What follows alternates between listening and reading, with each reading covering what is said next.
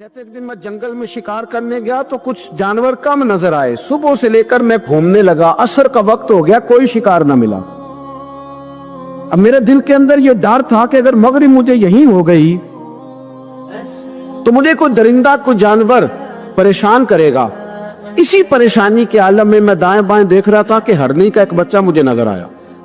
मैंने झट से वो हरनी का बच्चा ही उठा लिया कि आज यही शिकार करूंगा। कहते मैंने उसे घोड़े के आगे रखा, अपने आगे गर्दन की जानिब, और मैंने घोड़े की लगामें तेजी से घुमाई कि सर पट घोड़ा दौड़ाया ताकि मगरिब से कबल मैं शहर में पहुंच जाऊं, ये जंगल का इलाका गुजर जाए। कहते मैं बड़ी गर्मी थी, बड़ी प्यास लगी, पर पानी ना पिया ना घोड़े को पिलाया। सर पट दौड़ाया इस डर से कि कहीं ऐसा ना हो कि मैं जंगल में मुझे शाम हो जाए। कहते हैं जब मैं शहर से बाहर पहुंच गया तो मगरिब का वक्त भी शुरू हो गया। कहते अभी मैं पहुंचा ही था, मैंने वहां घोड़े को रोका, खुद भी पानी पिया, जानवर को भी पिलाया। कहते जरा मैंने आंख उठा के देखा तो जिस हरनी का मैं बच्चा लाया था वो भी दौड़ती हुई मेरे पीछे आ गई। कहते वो पीछे मेरे खड़ी है, पता नहीं कहां से बेचारी दौड़ी। मेरा तो घोड़ा था और मैंने तो सांस भी नहीं लिया। 1.5 घंटा 2 घंटे में भगाता लाया इस जल्दी में के बाहर आना है। कहते पलट के देखा तो उसकी सांस फूली हुई हरनी की और ललचाई नजरों से मुझे देख रही है। दिल के एक कोने से आवाज आई कि आज तो 2 शिकार हो गए। बच्चा तो पकड़ा ही, इसकी मां को भी काबू करता हूं ताकि डबल शिकार हाथ आएगा। कहते हैं फिर अंदर से मेरा दर्द बोला, अंदर से मेरा रहम बोला, एक माँ अपना बच्चा लेने आई है और इस तरह तो उसे तकलीफ नहीं दी जा सकती कि उसे ब्लैकमेल करके माँ को भी रख लिया जाए। कहते जब मैंने उस हरनी की तरफ देखा तो उसकी नजरों में सवाल था, उसकी नजरों के अंदर सवाल था, कुछ मांग रही थी। कहते मैंने उस बच्चे की पुश्त पर हाथ फेरा, फिर मैंने बच्चा छोड़ दिया। कहते उसने पहले बच्चे को बाजुओं में लिया, फिर अपनी जुबान से अपना बच्चा चाटने लगी। कहते हैं फिर वो जब जंगल की तरफ जाने लगी तो एक दफा उसने मेरी तरफ देखा, दूसरी दफा उसने आसमान की तरफ देखा। जिंदगी में मुझे इतना सुकून कभी नहीं आया था जितना आज आया। कहते मैं घर गया, इशा की नमाज पढ़ी, पावुजू मैं बिस्तर पे लेट गया। लोगों मेरे नसीब देखो, मुझे मदीने वाले महबूब का दीदार नसीब हुआ। रसूल करीम अलैहिस्सलाम मेरी ख्वाब में आए, मैं रोने लगा। घर महक उठा, फूल खिलने लगे, खुशबुएं बिखरने लगी। कहते महबूब करीम तशरीफ लाए और क्या खूबसूरत जुमला है, अगर तुझे बादशाह बना दिया जाए तो इंसानों के साथ भी इसी तरह रहम करेगा ना जिस तरह आज हरनी के साथ किया है। अगर तुझे बादशाह बनाया जाए तो रवैया यही रखेगा या बदल जाएगा। कहता मैं रो पड़ा, मैंने कहा यार सुन, मैं तो गुलाम बनने के भी काबिल नहीं तो बादशाह कैसे बनूंगा। फरमाया तेरी आज की अदा बड़ी पसंद आई है, अर्श के मालिक ने तुझे बादशाह बनाने का फैसला कर लिया। तेरी ये अदा बड़ी भाई है, बड़ी पसंद आई। फरमाते एक हरनी के बच्चे पे रहम खाया था, रब करीम ने मुझे बादशाही अता फरमा ली। हम ना सियासत से बादशाही लेना चाहते, सियासतदानों के अपनी जेब से इश्तिहार छपवा के बादशाही लेना चाहते, डेरा बना के बादशाही लेना, ना ना ना। बादशाही तो रहम करने से मिलती, बादशाही तो शफकत करने से मिलती, बादशाहियां तो अल्लाह की मखलूक से प्यार करने से मिलती। वो शख्स कहता है कि मेरा ज़र्फ ये था कि 4-5 दिनार मिलेंगे तो इमाम हुसैन फरमाने लगे थोड़ी देर बैठ जा, रिज़्क आ रहा है। तो इमाम हुसैन को हुकूमत वक्त की तरफ से ना 5 थैलियां मिली, जिसमें एक थैली में 500 अशरफियां थी। 5 थैलियां आई, लेकिन उसको आने में ना जरा देर हो गई। वो 5 थैलियां जब आई ना तो इमाम हुसैन उसकी तरफ 5 थैलियां बढ़ा के ना, जरा देखना मेरी तरफ गौर से, 5 थैलियां बढ़ा के ना तो फरमाने लगे मियाँ जितना तुझे इंतजार कराया है ना इतनी हम तेरी हाजत पूरी नहीं कर सके। तो ये ना महसूस करना कि हुसैन के दरवाजे पे बैठा भी रहा हूं तो मिला क्या है, ये ना महसूस करना। वो शख्स कहता है जब मैंने वो थैलियां खोली और फिर मेरी नजर इमाम हुसैन पे पड़ी तो मेरे अंदर से आवाज आई, अगर हुसैन इब्ने अली इतने सखी है तो मोहम्मद अरबी कितने सखी हो। अगर ये मियार इनका है, इनका ये मियार है, और खुद भीख दे खुद ही कहें मंगते का भला हो। खुद कहने लगे जितना इंतजार कराया है उतनी तेरी मदद कर सके। ये सखावत का मियार था, ये तरीका था। एक दफा सैयदना इमाम हुसैन रज़ी अल्लाह तआला अन्हु के घर के अंदर ना 5000 दिनार आए। مسجد میں تھے, آپ کو 5000 دینار ملے, تو امام زین العابدین کہتے ہیں کہ مسجد سے لے کر گھر آنے تک امام حسین نے 5 کے 5000 اللہ کے رستے میں خیرات کر دی. فرماتے میں نے کہا ابا جی 5 دینار کی گھر میں ضرورت تھی, مالاں والے سخی نہیں ہوندے تے سخیاں کل مال نہیں ہوندا, ایتھے اوتھے دوویں جہان نہیں, سخی کنگال نہیں ہوندا. کہا ابا جی 5 دینار کی گھر میں ضرورت تھی, تو کہتے ہیں مجھے فرمانے لگے بیٹا یہ جن کو میں نے دیا ہے نا یہ گھر کے لیے ہی دیا ہے, یہ گھر کے لیے ہی دیا ہے, جن کو دیا ہے تمہارا کیا خیال ہے یہ باہر خرچ ہوا ہے, یہ گھر کے لیے ہی ہے. اس لیے کہ جب انسان دوسروں پر شفقت کرتا ہے تو اللہ اس کے گھر پہ رحمت فرماتا ہے. امام حسین کے مزاج میں پہلی بات میں نے ذوق عبادت کی عرض کی, دوسری بات عرض کر رہا ہوں کہ صحابہ حضرت اسامہ بن زید بڑے پیارے ہیں میرے نبی کریم کے, بڑے پیارے. حضرت اسامہ بن زید کے بارے میں سیدہ عائشہ صدیقہ فرماتی ہیں ان کے ناک سے اگر ریٹھ نکلتی تھی تو اللہ کے رسول اپنے دست مبارک سے صاف کر دیتے تھے, اور سرکار فرماتے تھے کہ اگر اسامہ لڑکی ہوتا نا, ان کے غلام کے بیٹے تھے حضرت زید بن عارث, اگر یہ لڑکی ہوتا میں اسے زیور پہناتا. بڑے پیارے تھے. لیکن جب ان کا آخری وقت آیا نا تو 60,000 دینار کا قرضہ تھا, رشتہ داروں سے کہا, دوستوں سے کہا, یاروں سے کہا, اور قرض ادا نہیں ہو رہا تھا. حضرت اسامہ بن زید کہتے ہیں بڑا پریشان تھا. جب حد ہو گئی نا تو حضرت اسامہ بن زید فرمانے لگے جاؤ کوئی حسین ابن علی کو خبر کرو, ان سے کہو میں نا غلام ہوں آپ کے نانا کا, مقروض دنیا سے چلا گیا تو کیا بنے گا. امام حسین کو خبر ملی تو دوڑے آئے. لاجپال اس پیر کو نہیں کہتے کہ تگڑا نذرانہ لے کے تو ماتھا چوم لے, لاجپال تو اس کو کہتے ہیں کہ جب ضرورت پڑے تو وہ سر پہ موجود ہو. حضرت سیدنا امام حسین تشریف لائے تو جناب اسامہ بن زید رو پڑے, کہنے لگے حضور میں نے نا غلامی کی ہے آپ کے نانا کی, اور اس غلامی پہ ناز ہے, اب 60,000 دینار کا قرضہ لے کے دنیا سے جاؤں گا تو میری قبر پہ بوجھ رہے گا. امام حسین خادم کو بھی کہہ سکتے تھے جاؤ گھر پیسے پڑے ہیں لے آؤ, امام حسین خود گئے, چادر روڑ کے تو اس کی اوٹ میں بکل میں 60,000 دینار چھپا کے لائے, اور جناب اسامہ بن زید کے سامنے رکھ کے کہنے لگے اسامہ یار پیسے رات کو ہی آئے تھے, میں سوچ رہا تھا مجھے تو ضرورت نہیں, اللہ نے کس کا نصیب میرے گھر میں بھیج دیا, مجھے تو حاجت ہی نہیں تھی, اب پتہ چلا پیسے تیرے تھے. اللہ نے حسین کی ڈیوٹی لگائی ہے کہ جا کے دے آ. حضرت اسامہ بن زید رو پڑے, فرمانے لگے اللہ آپ کو بہترین صلہ عطا فرمائے. امام بڑا ہی پیار کرتے تھے. گھوڑے پہ جا رہے تھے, کچھ فقیر غریب لوگ بیٹھ کے روٹی کھا رہے تھے, کھا رہے تھے سڑک کے کنارے. تو امام زین العابدین فرماتے ہیں کہ جب امام حسین گزرے تو انہوں نے آواز دی حضور دل کرتا ہے ہمارے ساتھ بیٹھ کے روٹی کھائیں.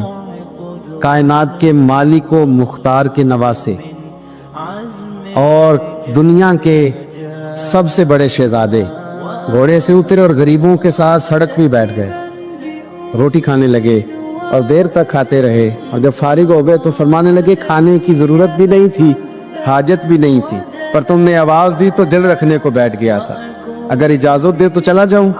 یہ مزاج تھا, یہ طبیعت تھی. آپ کے ایک بھائی ہیں چھوٹے حضرت محمد بن حنفیہ نام ہے, حضرت مولا علی شیر خدا رضی اللہ تعالیٰ عنہ کی دوسری بیوی سے. ایک دن حضرت امام حسین ان کے گھر میں بیٹھے تھے تو کسی بات میں نا اختلاف رائے ہو گیا, تو امام علی مقام ناراض ہو گئے, فرمایا آج کے بعد تیرے گھر نہیں آؤں گا. رومال اٹھایا چلے گئے. لوگوں نے حضرت محمد بن حنفیہ رضی اللہ تعالیٰ عنہ سے کہا حسین تو ناراض ہو گئے, کبھی نہیں آئیں گے. آپ فرمانے لگے بھائی تمہارا ہے کہ میرا؟ جی بھائی تو آپ کے ہیں. فرمایا اگر کہو تو چند منٹوں میں حسین واپس آئے. جناب ناراضگی ہو گئی ہے. فرمایا ناراضگی ہوئی ہے پر میں اس کے دل کی نرمی کو تو جانتا ہوں, اس کے مزاج کے اندر جو محبت ہے اس سے تو ابھی آئے. کہ جناب وہ کیسے؟ فرمانے لگے دیکھنا ذرا. تو امام حسین نے خط لکھا, حضرت محمد بن حنفیہ نے رکا لکھا, کہنے لگے حسین میرے باپ کا نام بھی علی ہے اور آپ کے باپ کا نام بھی علی ہے, پر ایک فضیلت ایسی ہے جس میں آپ کا مقابلہ نہیں کر سکتا, وہ یہ ہے کہ آپ سیدہ فاطمہ الزہرا کے لال ہیں, اب محمد مصطفیٰ علیہ السلام کے نواسے ہیں. کہنے لگے بھائی جان آپ نے نانا جان کی وہ حدیث تو سنی ہوگی کہ دو لوگ ناراض ہو جائیں تو جو صلح پہلے کرے جنت میں پہلے جائے گا. فرمانے لگے دل میرا کر رہا تھا کہ پہلے صلح کر لوں، لیکن پھر بڑے بھائی کو پشت کروں گا جنت میں جاتے ہوئے. یہ بھی تو بے ادبی ہے نا. اب خط میں نے لکھ دیا ہے، آپ کا جو ارادہ ہو. امام حسین نے خط پڑھا تو آنکھوں میں آنسو آ گئے. پھر سے رومال اٹھایا. بچے پوچھنے لگے کہاں جا رہے؟ کہا بھائی کے گھر جا رہا. کہا آپ تو ناراض تھے. فرمایا تھا ناراض پر ہے تو میرا بھائی نا. ہو گئی بات ختم. بڑی دل میں نرمی، طبیعت میں سوز، لہجے میں گداز. حضرت امیر معاویہ رضی اللہ تعالیٰ عنہ نے ایک شخص کو بھیجا مدینہ منورہ شام سے. تو اس نے کہا میں نے امام حسین سے ملنا ہے، تعارف کیا ہے؟ جناب امیر معاویہ فرمانے لگے مسجد نبوی میں جانا جس کے گرد لوگ سب سے زیادہ ادب سے بیٹھے ہوں، اور جس کی باتیں سب سے زیادہ میٹھی ہوں، اور جس کی نظریں سب سے زیادہ جھکی ہوں، اور جس کے چہرے پر تمہیں سب سے زیادہ وقار نظر آئے وہی علی کے بیٹے حسین ہوں گے. جو سب سے زیادہ تمہیں وہاں ماحول کے اندر جو شخص نظر آئے پوچھنے کی ضرورت نہیں پڑے گی. وہ شخص کہتا میں مدینے آیا تو میں نے واقعی ایک شخص کو دیکھا. شہد کے گرد مکھیوں کا اتنا ہجوم نہیں ہوتا جتنا امام حسین کے گرد رسول اللہ کے غلاموں کا ہجوم تھا. لیکن نظریں جھکی ہوئی، باتیں میٹھی، لہجہ گداز گداز، لفظوں میں رانائی. اور لوگ کئی باتیں پوچھتے تو علی کے صاحبزادے ایک کا جملہ بولتے تو لگتا یہ کہ وہ جملہ سیدھا دل میں اترتا چلا جاتا ہے. امام علی مقام کے کردار میں نہ کچھ باتیں بڑی زیادہ تھیں، بہت زیادہ تھیں. بڑا حسن تھا. ایک بات تو یہ تھی امام حسین رضی اللہ تعالیٰ عنہ کا علم و فضل بڑا کمال کا تھا. ایک دفعہ صحابہ میں مسئلہ بن گیا کہ بچہ پیدا ہوتا ہے تو اس کا وظیفہ کیسے لگانا ہے. امام حسین کا علم و فضل بتا رہا ہوں، علم و فضل. تو بات بڑی پیچیدہ ہو گئی.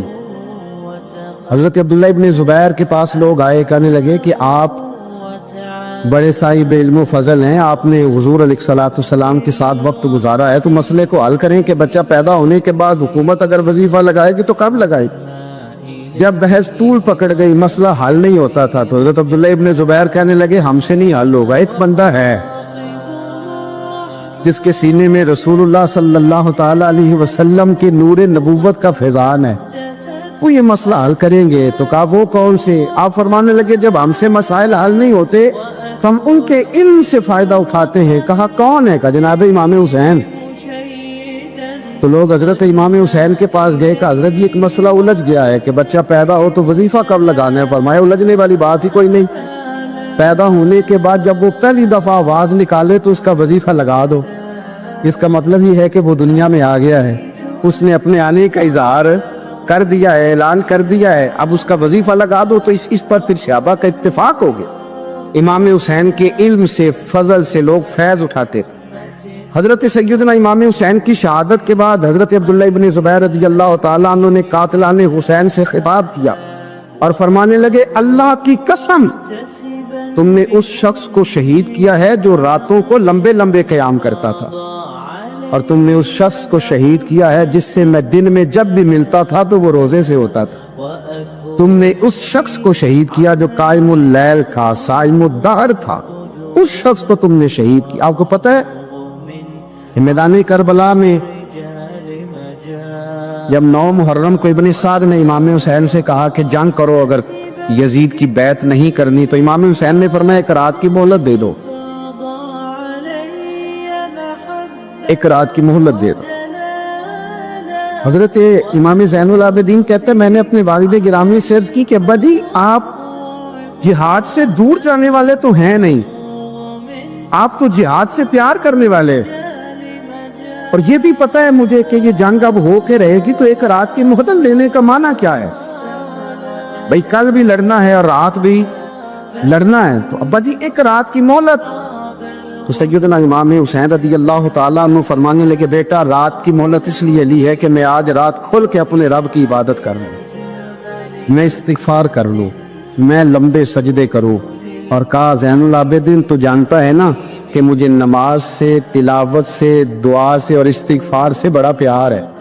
رسول کریم علیہ السلام نے فرمایا، جامع ترمذی میں موجود ہے، فرمایا میں جا رہا ہوں پر تمہیں دو بڑی بھاری بڑی وزنی چیزیں دے کے جا رہا ہوں، صحیح ستہ کی روایت، دو وزنی چیزیں تمہارے بیچ چھوڑ کے جا رہا ہوں، اگر ان کو تھام کے رہو گے تو کبھی گمراہی تمہارے پاس نہیں آئے گی۔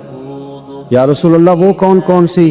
فرمایا ایک اللہ کی کتاب دے کے جا رہا ہوں اور دوسرا اپنا خاندان دے کے جا رہا ہوں۔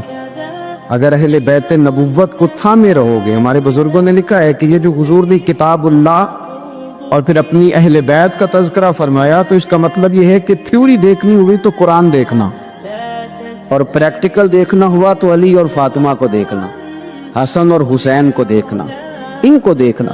نبی کریم علیہ السلام کے اہل بیت منارہ نور ہیں، ان کی محبت، ان کا پیار کیوں بھلا؟ اس لیے کہ یہ وہ خوبصورت لوگ ہیں جن کو خود میرے نبی پاک نے تراشا ہے، ان کی سیرت میں جتنے رنگ ہیں وہ رسول کریم نے خود بھرے، ان کی ایک ایک بات کا خیال نبی پاک نے رکھا ہے، حضور نے از خود انہیں اپنی صحبت عطا کی ہے۔ زیادہ دور نہیں تھا سیدہ فاطمہ کا گھر، مسجد نبوی کے ساتھ تھا، اللہ کے رسول دن میں 2 دفعہ جایا کرتے تھے، پھر بھی کبھی کبھی فرماتے فاطمہ میرا دل کرتا ہے آج میں رات تیرے گھر میں قیام کروں، تو سیدہ فاطمہ زہرا فرماتی ہیں کہ آمنہ کے لال اس طرح بھی میرے گھر میں قیام کرتے تھے کہ حضور چارپائی پہ لیٹتے تھے تو ایک کندھے پہ امام حسن کا سر ہوتا تھا اور دوسرے پہ امام حسین کا سر اقدس ہوتا تھا، اور فرماتی ہیں رات کو کبھی حسنین کریمین دودھ مانگتے تو میں اٹھتی دودھ دینے کے لیے، تو حضور فرماتے لیٹ جاؤ آج میرے ساتھ سوئے ہیں تو دودھ بھی میں ہی پلاؤں گا، تو محبوب اٹھتے ان کے لیے دودھ لاتے برتن سے نکال کے، حضور نے انہیں وقت دیا اور پھر ان کی چھوٹی چھوٹی چیزوں کا خیال رکھا۔ صحیح بخاری میں موجود ہے، تربیت پر توجہ دی۔ امام حسین تشریف لائے، ابھی عمر مبارک 7 سال کے قریب تھی، مسجد نبوی میں صدقے کی کھجوروں کا ڈھیر لگا ہوا تھا، چھوٹا بچہ جو ہوتا ہے نابالغ اس پر شریعت کے احکامات نہیں آتے، صدقے کی کھجوروں کا ڈھیر تھا مسجد نبوی میں۔ یہ تربیت ہے، یہ ٹریننگ ہے جو اللہ کے محبوب نے خود انہیں عطا فرمائی۔ صدقے کی کھجوروں کا ڈھیر تھا، امام حسین حضور کے ساتھ آئے تو امام علی مقام نے ایک کھجور اٹھا کے منہ میں رکھ لی۔ شارحین نے لکھا ہے لگتا یہ ہے کہ کئی دنوں کی بھوک تھی، کیونکہ یہ فاقہ اہل بیت کا بڑا محبوب ہے، مجبور نہیں تھے، وہ تو خزانوں کے مالک تھے، پر غریبوں سے محبت کی وجہ سے فاقے کیا کرتے تھے، یہ ان کی پسند ہے فاقہ کرنا۔ تو ایک کھجور امام علی مقام نے رکھ لی تو اللہ کے رسول نے گلے میں انگلی ڈال کے نکال دی اور فرمایا حسین یہ صدقہ ہے، یہ میری اہل بیت کے لیے درست نہیں ہے۔ حضور نے خود تربیت کی، اور پھر سیدہ فاطمہ الزہرا نے اپنے بچوں کو تراشا، ان پر محنت کی۔ میں اکثر گزارش کرتا ہوں دوستوں سے، میں کہتا ہوں کربلا کا واقعہ کوئی حادثاتی نہیں ہے، اس کے پیچھے پوری ایک لاجک ہے، اس کے پیچھے پورا ایک فلسفہ ہے۔ ایسے ہی کوئی آدمی 3 دن بھوکا پیاسا رہ سکتا ہے؟ کسی آدمی کو صبح اس نے کھانا کھایا اور شام تک کھانا نہ ملے تو ٹانگیں کانپتی ہیں۔ رمضان المبارک میں عبادت کی نیت سے روزہ رکھنے والے بھی شام کو بڑے پریشان ہو جاتے ہیں، پر مسلسل 3 دن کھانا نہ کھایا جائے اور پانی نہ پیا جائے، اور حال یہ ہے کہ وہی آدمی تلوار لے کے میدان میں نکلے اور اس کی حالت یہ ہو کہ لوگ اس کی آگے دوڑنا شروع کر دیں، ہزاروں کی فوجیں تاب نہ لا سکے۔ علی کا گھر بھی وہ گھر ہے کہ جس گھر کا ہر ایک بچہ جسے دیکھو وہی شیر خدا معلوم ہوتا ہے۔ یہ کوئی آسان ہے؟ اس کے پیچھے پوری اس کے پیچھے فلسفہ ہے۔ امام راضی کی تفسیر کبیر دیکھیے گا، حضرت امام حسین کی وہ شخصیت تھی کہ مشکات میں حدیث ہے، نبی پاک صلی اللہ تعالی علیہ وسلم کی چچی جناب ام فضل صبح صبح گھبرائی حضور کی بارگاہ میں آئی، عرض کی یا رسول اللہ صلی اللہ علیہ وسلم آج میں نے عجیب خواب دیکھا ہے، میں ڈر گئی ہوں۔ حضور نے فرمایا چچی کیا دیکھا؟ عرض کی حضور میں نے کہا ہے کہ آپ کے وجود کا گوشت کا ایک ٹکڑا کٹ کے میری جھولی میں آ گیا۔ حضور یہ کیا ہے؟ تو محبوب خواب سن کے مسکرائے، فرمایا چچی یہ پریشانی والا خواب نہیں، یہ تو خوشی والا خواب ہے، اللہ فاطمہ کو بیٹا عطا کرے گا اور وہ تیری گود میں کھیلا کرے گا، چونکہ وہ میرے وجود کا ٹکڑا ہوگا لہذا خواب تجھے یہ آئی ہے۔ تو امام حسین پیدا ہوئے، امام حسن کی عمر ابھی 11 مہینے تھی، تو نبی پاک نے امام حسین کو جناب ام فضل اپنی چچی کی گود میں دے دیا کہ فاطمہ کے لیے دونوں بچے سنبھالنا مشکل ہوگا۔ وہ خواب اس طرح پوری ہوئی۔ امام حسین سے حضور نے بڑا پیار کیا، بڑی محبت فرمائی نبی پاک سے۔ کچھ حدیثیں میں نے جمعے میں عرض کی تھی، حضرت ابو ہریرہ رضی اللہ تعالیٰ عنہ کہتے ہیں یہ واحد بچہ تھا حضور کے گھرانے کا کہ میں نے دیکھا کہ نبی پاک صلی اللہ علیہ وسلم بیٹھے تھے تو یہ حضور سے کہہ رہے ہیں، نبی پاک سے کہ نانا جی اٹھ کے کھڑے ہو. کہتے حضور کھڑے ہو گئے تو کہنے لگے میں نے آپ کے برابر جانا ہے. بچے جو مرضی ضد کر لیتے ہیں نا. قد چھوٹا تھا، عمر 7.5 سال تھی. کہنے لگے نانا میں نے برابر جانا ہے. تو نبی پاک صلی اللہ علیہ وسلم نے ہاتھ پکڑ لیے، فرمایا چل پھر ہو جا برابر. تو حضرت ابو ہریرہ کہتے ہیں انہوں نے حضور نے ہاتھ پکڑے، اوپر کھینچا تو امام حسین نے پہلے اپنے پیر حضور کے گھٹنوں پہ رکھے، پھر نبی پاک کے سینے پہ رکھے، اور جب ان کا قد سر تھوڑا سا حضور سے اونچا ہو گیا تو محبوب فرمانے لگے چل بس کر، تو نے تو کہا تھا آپ کے برابر ہونا ہے، تو اوپر نکل گیا ہے، چل بس کر. فرماتے پھر امام حسین نے زبان باہر نکالی تو محبوب ان کی زبان چوسنے لگے، پھر ساتھ لٹا لیا اور انہیں سونگنے لگے. تو میں نے عرض کی حضور آپ حسین کو سونگتے کیوں ہے؟ تو فرمایا ابو ہریرہ مجھے حسین کے وجود سے جنت کی خوشبو آتی ہے، مجھے حسین کے وجود سے جنت کی. ایک دن حضور گزر رہے تھے، اصل اس طرح تھا کہ یہ نبی پاک کا حجرہ تھا. جن لوگوں کو اللہ نے مدینے کی زیارت کرائی ہے وہ جان سکتے ہیں نبی پاک کا حجرہ تھا. تو حضور کے حجرے کی اس جانب یعنی مسجد کی جو بالکل سیدھ ہے اس کی بیک میں سیدہ فاطمہ رہتی. تو حضور اکثر میں نماز کے لیے جب نکلتے تو حضرت فاطمہ کے حجرے کے پاس سے ہو کر دوبارہ محراب میں جاتے. محبوب حجرے کے پاس سے گزرے تو امام حسین رو رہے تھے، تو حضرت فاطمہ نے کسی بات میں جھڑک دیا تو امام حسین رونے لگے. تو نبی پاک نماز کے لیے گئے تو واپس لوٹ آئے اور واپس تشریف لا کے کہا فاطمہ حسین کو کیا ہوا؟ عرض کی یا رسول اللہ تنگ کر رہے تھے میں نے ڈانٹ دیا ہے. کیا خوبصورت جملے ہیں حدیث پاک میں. سرکار نے فرمایا فاطمہ اس کو حسین کو نہ رونے نہ دیا کر، یہ جب روتا ہے نا تو میرے دل کو تکلیف ہوتی ہے.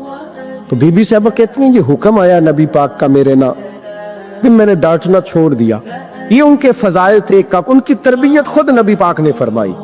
پہلی بات تو یہ ہے کہ نبی پاک نے دعا مانگی تو یا اللہ میرے گھر والوں کو زیادہ روزی نہ دینا، انہیں ایک وقت روٹی دینا، ایک وقت کی بھوک دینا. یہ جو 10 دن کربلا میں انہیں ٹینشن نہیں نہ ہوئی، انہیں عادت تھی فاقہ کرنے، انہیں 3 دن وصلی روزے رکھنے کی عادت تھی. پہلی بات. دوسرا یہ کہ جہاد کی تربیت حضور خود کراتے. حضرت فاطمہ الزہرا کہتی میں پردے کے پیچھے دیکھ رہی تھی، نبی پاک نے امام حسن اور حسین سے فرمایا چلو میرے سامنے کشتی لڑو. تو دونوں حضرات آپس میں جب کشتی لڑنے لگے تو نبی پاک نا امام حسن کو کہتے حسن حسین کو ٹانگوں سے پکڑو، حسن حسین کو پیچھے سے پکڑو. جب نبی پاک بار بار امام حسن کو بتا رہے تھے تو سیدہ پیچھے سے بول پڑی، کہنے لگی یا رسول اللہ آپ چھوٹے کو بتائے آپ بڑے کو بتا رہے. بڑا تو پہلے 11 مہینے بڑا ہے تو آپ چھوٹے کو بتائے بڑے کو بتا رہے. تو فرمایا فاطمہ تو چپ کرنا، جو میں دیکھ رہا ہوں تو نہیں نہ دیکھ رہی. ایک کو میں بتا رہا ہوں دوسرے کو جبریل امین بتا رہے ہیں. لیکن اس کے ساتھ ساتھ امام حسین رضی اللہ تعالیٰ عنہ کا جذبہ جہاد، امام حسین کی استقامت. آج لوگ ادھر ہوتے ہیں جس طرف ہوا کا رخ ہوتا ہے. آج لوگوں کی سوچوں کا زاویہ یہ ہے کہ جدھر رش زیادہ ہوگا ہم بھی ادھر جائیں گے. ہم یہ نہیں دیکھتے حق کس طرف ہے، ہم یہ دیکھتے ہیں رش کس طرف ہے. امام حسین رضی اللہ تعالیٰ عنہ نے رش نہیں دیکھا، حق دیکھا. امام حسین رضی اللہ تعالیٰ عنہ استقامت کے وہ پہاڑ ہیں، معمولی آدمی نہیں تھے. فرزق شاعر کہتا ہے کہ میں نے امام حسین سے کہا تھا، میں نے کہا لوگوں کی تلواریں یزید کے ساتھ ہے پر دل آپ کے ساتھ ہے، دل آپ کے ساتھ ہے. امام حسین رضی اللہ تعالیٰ عنہ نے زمانے کے حالات نہیں دیکھے، حق اور سچ دیکھا. جتنی چیزیں انسان کو کمزور کر سکتی ہیں وہ ساری امام حسین پہ طاری کی گئی. جتنی چیزیں. وطن چھوڑنا کتنا کو مشکل ہوتا ہے. شالا پردیسی کوئی بھی نہ تھی وے کخ جنا تو پارے. حضرت سلطان باؤ فرماتے ہیں بچو پردیسی ہونا کوئی آسان ہے؟ جس آدمی کا کسی چھوٹے سے گاؤں میں بھی مکان ہو چھوڑنا پڑ جائے تو روتا ہے. تو مجھے بتاؤ جس نے اپنا سارا بچپن مدینے میں گزارا ہو، آج جو ایک ہفتہ مدینے رہ کے آتے ہیں ان سے واپس نکلنا مشکل ہوتا ہے. لیکن امام حسین حق کا رستہ تھا، وطن کی قربانی دی، اور معمولی وطن نہیں مدینے جیسا وطن. اور جب کھڑے تھے نا امام حسین رضی اللہ تعالیٰ عنہ رجب میں نکل رہے تھے مدینے سے، تو کوئی شاعر کہتا ہے دور کھڑے ہو کہ انہوں نے گویا کہا تھا آقا تیرے کرم کے خزینے کی خیر ہو، میں جا رہا ہوں تیرے مدینے کی خیر ہو۔ امام حسین نے وطن چھوڑا، کوئی لغزش نہیں پیروں میں، کوئی نہیں۔ شہزادوں والی زندگی تھی، مسجد نبوی کے امام تھے، نبی کریم علیہ السلام کے روضہ اطہر پر تشریف رکھتے تھے، زمانہ حیا کرتا، شان و شوکت تھی، پر حق کے لیے چھوڑا، نکل کر خانقاہوں سے ادا کر رسم شبیری۔ اور پھر بڑا مشکل ہوتا ہے، اس شخص کے ساتھ بچے اور عورتیں ہوں، وہ تو یہ کہہ کے لڑائی سے جان چھڑاتا ہے کہ میرے ساتھ فیملی ہے، نہ ہوتی تو تجھے بتاتا۔ پر امام حسین کو اولاد بھی کمزور نہیں کر سکی، عورتوں کا ساتھ ہونا کمزور نہیں کر سکا۔ پھر امام علی بھوک کتنا مشکل کام ہے۔ آج لوگ کہہ نہیں دیتے کہ میں تو اس لیے گناہ کرتا ہوں کہ رشوت اس لیے لے لیتا ہوں کہ بچے چھوٹے ہیں۔ 10 دنوں کی کم و بیش سفر، 3 دنوں کی بھوک اور پیاس، پر حق کے رستے میں امام حسین کو کوئی چیز کمزور نہیں کر سکی۔ اور پھر وہ جتنی باتیں لوگ کہہ سکتے تھے وہ ساری کہیں گئی، ساری۔ اور آ کے عرض کرنے لگا، حضور یہ کوئی معمولی دشمن نہیں، یہ وہ ظالم ہیں جو لاشوں پہ بھی گھوڑے دوڑا دیتے۔ تو امام علی مقام فرمانے لگے، جو شہادت کا جذبہ لے کے نکلے وہ پھر انجام نہیں دیکھا کرتا۔ وہ انجام، وہ جتنی چیزیں جو استقامت کے رستے میں آ سکتی ہیں وہ ساری چیزیں رستے میں آئیں، پر امام علی مقام نے کسی چیز کی پرواہ نہیں کی۔ آج کا مسئلہ یہ ہے کہ آج لوگوں میں استقامت نہیں ہے، رات کو کچھ ہوتے ہیں، سویرے کچھ ہوتے ہیں، دوپہر کو کچھ ہوتے ہیں، شام کو کچھ ہوتے ہیں۔ ہمارا کل انداز تکلم کچھ اور ہوتا ہے، صبح کچھ اور ہوتا ہے۔ امام علی مقام میدان میں رہے، ایک میت گھر میں ہو جائے تو کئی دنوں تک آنکھ کھلتی نہیں، ہوش رہتا نہیں۔ سب سے زیادہ مسائب امام حسین نے دیکھے، سب سے زیادہ، اور گھوڑے پر بیٹھنے سے پہلے ساری تکلیفیں آپ دیکھ چکے تھے۔ باپ کا جنازہ اٹھانا آسان ہوتا ہے، بیٹے کا جنازہ اٹھانا بڑا مشکل ہوتا ہے، پر امام حسین نے بیٹوں کے جنازے اٹھائے۔ حضرت علی اصغر کی لاش کو امام حسین نے اپنے دست مبارک سے دفن کیا، اور جناب علی اکبر کی میت کو جب آپ اٹھا کے لا رہے تھے تو سیدہ زینب فرماتی ہے کہ مجھے یوں کبھی لگتا تھا حسین کا قد بڑا ہے اور کبھی لگتا تھا علی اکبر کا قد بڑا ہے، اور فرماتی ہیں کہ پھر حضرت قاسم بن حسن کو بھی وہ اٹھا کے لائے، اور جناب عباس کے وجود سے الگ ہونے والے بازو انہوں نے لا کے حضرت عباس کے وجود کے ساتھ بھی رکھے۔ انہوں نے یہ سارا منظر دیکھا، لیکن جب حسین ابن علی اپنی دفعہ گھوڑے پہ سوار ہوئے تو لگتا یہ تھا کہ ان سے زیادہ بہادر کوئی نہیں۔ ایک جملہ بھی یزیدی فوج کے سامنے امام حسین نے کمزور نہیں کہا، ایک جملہ بھی، ایک فکرہ بھی کچا نہیں بولا، کہیں بھی کوئی منت نہیں کی، کسی جگہ بھی ان کے پائے استقلال میں کوئی لغزش نہیں آئی۔ جب لوگوں کو پتہ چل جائے کہ اب سامنے موت ہی موت ہے، سوائے اس کے چارہ کچھ بھی نہیں، تو بہت ساری رخصت اور اجازت تو دین بھی دیتا ہے، پر امام حسین کسی جگہ کسی رخصت پر عمل کرتے نظر نہیں آتے، ڈٹ کے بات کی ڈٹ کے۔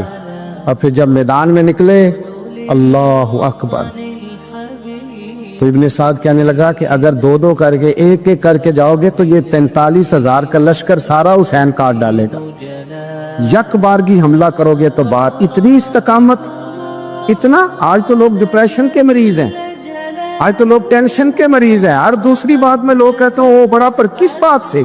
مطلب کیا آپ نے زندگی میں صرف جاب نہیں مل رہی، صرف بیماری آ گئی، صرف خرچہ نہیں گھر میں بڑا، کس بات کا ڈپریشن؟